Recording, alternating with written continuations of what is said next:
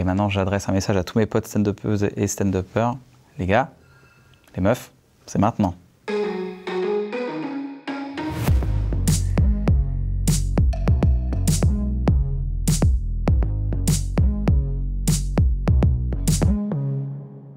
Je m'appelle Ken Kojandi, je suis auteur-réalisateur et j'ai fait 2-3 trucs dans ma life et c'était plutôt cool, j'ai kiffé. Le stand-up, à la base, c'est quand même un art où tu es sur scène et tu fais des blagues devant les gens. Il y a une sorte de c'est vrai ce qui se passe. Après, comment tu le racontes, pourquoi tu le racontes, qu'est-ce que tu fais, comment tu le filmes, c'est autre chose. Pour moi, il y a autant de stand-uppers que de stand-up et autant de formats, on peut créer autant de formats qu'on veut. Il n'y a pas de règles. C'est ça qui est bien, c'est un nouvel art, c'est une cour de récréation.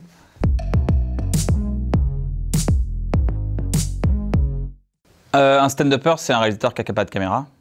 Parce que c'est hyper simple, je te dis, putain, j'étais à New York.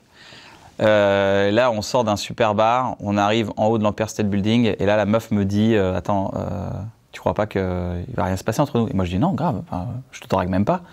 Là, tu vois, si je devais tourner ça, il faut aller à New York, Empire State Building. Tournage en haut, bruyant, le vent, le son, c'est galère. Alors que là, en 3 secondes, je t'ai mis une situation gratuite. Moi, des gens qui font du stand-up, qui ont des idées de concepts, de formats, de trucs de stand-up ou ça, machin dans le stand-up, j'en connais plein. Maintenant, c'est compliqué encore à vendre. Mais ça va venir, j'espère. Impossible de ne pas parler de Seinfeld, qui a vraiment fait le gars qui commence sur scène, qui fait ses émissions en sitcom et qui repart derrière sur Seinfeld, quoi. C'est le cas d'école, quoi. D'ailleurs, c'est vraiment la première fois. Non, c'est pas la première fois, parce qu'il y a eu d'autres comiques qui étaient. Les comiques faisaient beaucoup de sitcoms aux États-Unis déjà longtemps. Mais c'est vrai qu'il n'y avait pas ça en France. Eddie Izzard, qui est un humoriste anglais qui fait du stand-up, qui fait le tour du monde, qui joue d'ailleurs en russe, en arabe, c'est en français, il est venu en Allemagne, il fait le tour du monde et tout, c'est incroyable, une personnalité incroyable, un humaniste très très fort, très, très impressionnant. Lui, il a vraiment l'absurde. Trouver une impro et tirer le trait jusqu'au bout du fil de la blague. Quand tu crois que c'est pas terminé, il y a encore 3 km de fil et j'ai appris beaucoup de ça. J'ai aussi adoré Dane Cook quand il racontait ses histoires avec sa propre fantaisie, ça me plaisait beaucoup. Mais il y a aussi, je peux pas ne pas citer Florence Foresti qui pour moi, est, en termes d'exigence de travail, qui est la numéro 1 et on sait pourquoi c'est la numéro 1.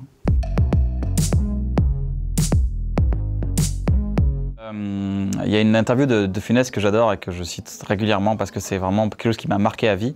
Il dit déjà un acteur comique est un auteur. On devrait dire aux acteurs comiques, venez, vous écrivez votre texte, voilà, ça se passe comme ça, mais vous écrivez votre texte, venez, on vous prend pour ce que vous savez faire.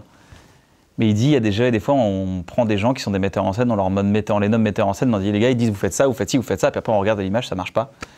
Et maintenant, il dit, moi je veux bien qu'on me conseille, mais je n'obéis plus à chaque fois que j'ai obéi à quelqu'un, je me suis planté. Donc non, non, non. Et je pense qu'il a raison. On devrait faire confiance quand on fait comme... Dans Bref, par exemple, il y a tous les comiques de la génération qu'on a aujourd'hui, ils sont tous venus dans Bref. À chaque fois qu'ils venaient, on les a pris parce qu'ils étaient marrants. On a écrit un truc pour eux. D'ailleurs, la plupart du temps, ils venaient à la prod, on lisait les textes, on disait, voilà, il y a 3 trucs, tu peux faire les 3, qu'est-ce qui t'amuse le plus? Ah, ça m'amuse, bah vas-y, tu le fais, c'est parti. Parce que ça marche, en fait, parce que c'était écrit pour eux, matché pour eux.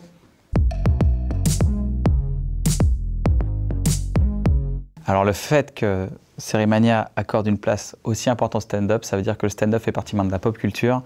Et maintenant, j'adresse un message à tous mes potes stand-uppeuses et stand-uppers. Les gars, les meufs, c'est maintenant.